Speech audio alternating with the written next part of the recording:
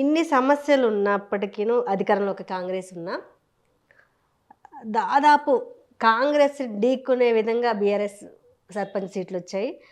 Independence కానీ తర్వాత place మాత్రం బీజేపీకి వచ్చింది. ఎందుకు దాదాపు బీజేపీకి ఎమ్మెల్యేస్ ఉన్నారు, ఎంపీస్ ఉన్నారు. ఎందుకు జిల్లా మారుమూల ప్రాంతాలకి బీజేపీ చేరుకోలేకపోయిందా?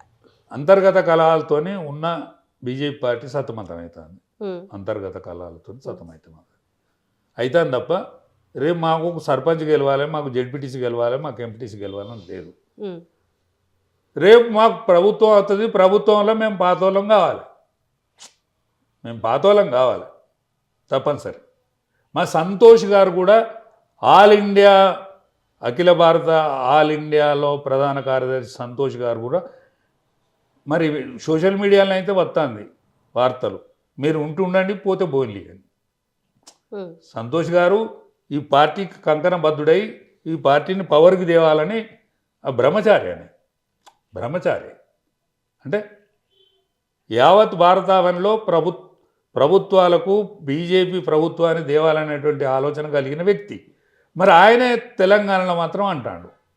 ఒక గువ్వల బాలరాజును మాత్రం, ఆయన మీద కేసు పెట్టిన గువ్వల బాలరాజును మాత్రం మరి ఆయనను పార్టీలోకి తీసుకున్నారు.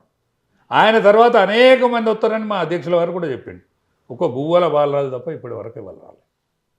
అంటే నీ కేసు కంటే పార్టీ గొప్పది కాదా? సంతోష్ గారిని నేను సూటిగా ప్రశ్నిస్తాను. ఆయన ఆల్ ఇండియా లెవెల్లో చాలా ప్రముఖమైన వ్యక్తి. ఇవాళ అమిత్ షా గారు కానీ లేకపోతే మా మోడీ గారు కానీ ఆయన సలహాను సంప్రదింపులను వింటారు. అటువంటి వ్యక్తి మీరు ఉంటుండి పోతే పోన్లీ అంటాడు. ఒక గువ్వల బాలరాజుని కేసు కోసం తీసుకున్నావా? మరి ఇక్కడ తెలంగాణలో 35% వచ్చిన దాన్ని ఇది వద్దా? 35% ఓట్లు వచ్చినాయి, 62 సీట్లల్లో మెజారిటీ వచ్చింది. కొద్దిగా తిప్పల పడితే మనకి ఇక్కడ ప్రభుత్వం వస్తుంది. బీసీ నినాదం కూడా ఇక్కడ బలమైన నినాదం ఉన్నది. మొన్న ప్రధానంగా జూబ్లీ హిల్స్ గెలవడానికి కాంగ్రెస్ పార్టీకి ప్రధాన కారణం ఏంటంటే బీసీ నాయకుని ఎన్నుకున్నారు. రెండు పార్టీలు కూడా పప్పులు కాలేసినాయి. ఒకళ్ళు దీపక్ రెడ్డిని పెట్టుకున్నారు, ఒకళ్ళు ఆమె చౌదరిని పెట్టుకున్నారు. కాబట్టి రెండు పార్టీలకు కూడా గుణపాఠం మొన్న జరిగింది. రాబోయే రోజులల్లో మీరు శ్రేష్ఠ నాయకత్వం, జ్యేష్ఠ నాయకత్వం ఏదైతే ఉన్నదో, మీరు హార్నిషలు మీ జీవితాన్నే దారపోసింది కదా పార్టీ కోసం. కానీ తెలంగాణను ఎందుకు దారపోతలేరు? తెలంగాణ మీద యోచన ఎందుకు పెడతలేదు? కేంద్ర ప్రభుత్వం కూడా దృష్టి పెట్టాల్సిన అవసరం ఉన్నది. ఈ తెలంగాణను అశ్రద్ధ చేసుకుంటే కరెక్ట్ అయితే కాదు. ఎందుకంటే 1000 సంవత్సరాల బానిసత్వం, 77 ఏళ్ల స్వాతంత్రంలో కూడా ఇది నిజమైన తెలంగాణ సాధన దశగా పోయింది.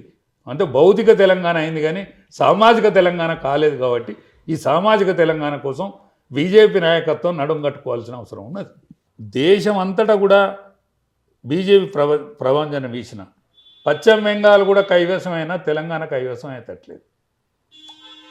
దానికి ప్రధాన కారణం బీజేపీ ఓల్డ్ నాయకత్వమే. ఓల్డ్ ఈజ్ గోల్డ్ అంటారు. గోల్డ్ ఎందుకు అయితలేదు? మరి గోల్డే అయితే మీరు ఇద్దరే ఉన్నారు కదా పార్లమెంట్ మెంబర్లు, ఆ ఇద్దరు మంత్రులే ఉన్నారు. ఇప్పుడు 6 పరాయి పార్టీలే కదా. టీఆర్ఎస్ నుంచి వచ్చిన వాళ్ళు, కాంగ్రెస్ నుంచి వచ్చిన వాళ్ళే ఉన్నారు కదా. అది మా 6. అచ్చా 8 మంది పార్లమెంట్, 8 మంది అసెంబ్లీ మెంబర్లు కాదు, ఏది బీజేపీ కాదు. వాళ్ళు 8 మందికి 8 మంది పరాయి పార్టీ నుంచి వచ్చిన వాళ్ళే. అలా రాజాసింగ్ను పోగొట్టుకున్నావు రాగానే. ఇవాళ అధ్యక్షుల వారికి ఒక నేను మొత్తం 17 జిల్లా పరిషత్లకు వెళ్తానన్నాడు, ప్రతి గ్రామ పంచాయతీలో పోటీ చేస్తున్నాడు. ఒక ఊళ్ళే పోలేదు ఇప్పటి వరకు. మీరు ఒక ఊళ్ళే అడుగు పెట్టలేదు. ఏ విధంగా ముందుకు తీసుకుపోతారు? మీకు బ్రహ్మాండమైన అవకాశం వచ్చింది, మామూలు అవకాశం రాలే. ఈ అవకాశాన్ని ఎందుకు దుర్వినియోగం చేస్తాను? సద్వినియోగం చేసుకోవాల్సిన అవసరం ఉన్నది. ఇంకా 3 ఏళ్ళ టైం ఉన్నది. కానీ 3 ఏళ్ళ టైంలో కూడా మీరు ముందర పడతారని అనిపించలేదు నాకు. వీనికి దిక్కు లేదు, వానికి సక్కి లేదు. కాబట్టి కంపల్సరీ టీఆర్ఎస్ బీజేపీ రేపు కలిసి పోటీ చేయవలసిన అవసరం ఉన్నది.